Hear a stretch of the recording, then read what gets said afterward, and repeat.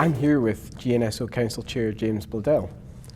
James, last time we caught up with you, you expressed the hope that the new policy forum format would bring a fresh way that the SOs and ACs would interact with each other. Has this week delivered? Yeah, David, thanks. It has.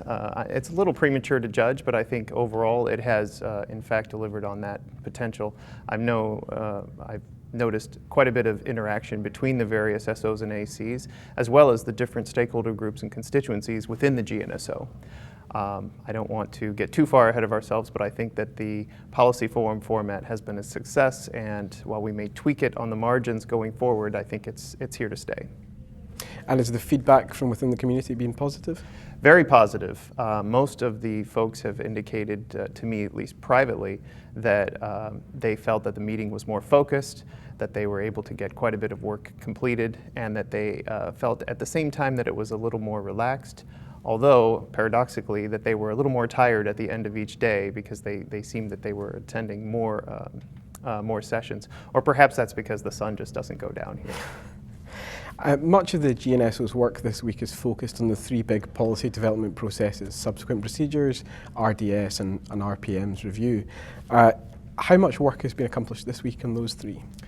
I think those groups are also reporting positive feedback from this format.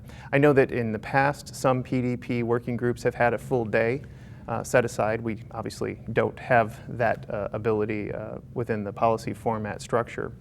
However, each of those groups had dedicated sessions where they were able to get quite a bit of work completed. In fact, anecdotally, one person reported to me that one of those PDPs was able to get more done in its session here in Helsinki than it had in the last 4 months of teleconferences. So I think that's about as positive as a review as you can expect. That's great. And later today, GNSO Council is going to be meeting. Aside from the three big PDPs, what other issues are going to be on the agenda? We have a couple of issues that we're tackling. First off, we are going to launch the process to take a look at what the GNSO needs to do to structure itself for the new ICANN in the empowered community and beyond. I think there's quite a bit of work to do to implement under the new bylaws.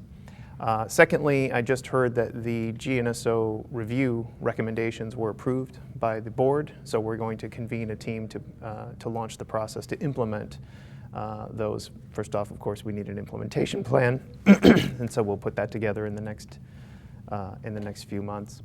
And finally, we are anticipating that as soon as we are concluded here in Helsinki, we can begin planning for meeting C, which will be occurring later this year in Hyderabad. And of course, ICANN 57, as you say, in Hyderabad, India, is going to be another first moving to the new meeting C format. Can you talk us through your expectations for that 7-day meeting? Well, it's a little early. Obviously, we're looking at a little bit more time, but I think that if we can borrow from this lessons from this format, it's that some sessions could benefit from a more focused approach. We may see a return of a face-to-face day-long session, for example, for one of the PDPs. We may see face-to-face sessions for the CCWG, for Workstream 2, as well as other features of Meeting C, like 2 public forums and further interaction between the different SOs and ACs. So hopefully we can take what we've learned in Meeting B and build on that for Meeting C. Well, thanks for taking the time to join us today, and we'll let you get back to the council meeting. Thanks, David. It's a pleasure.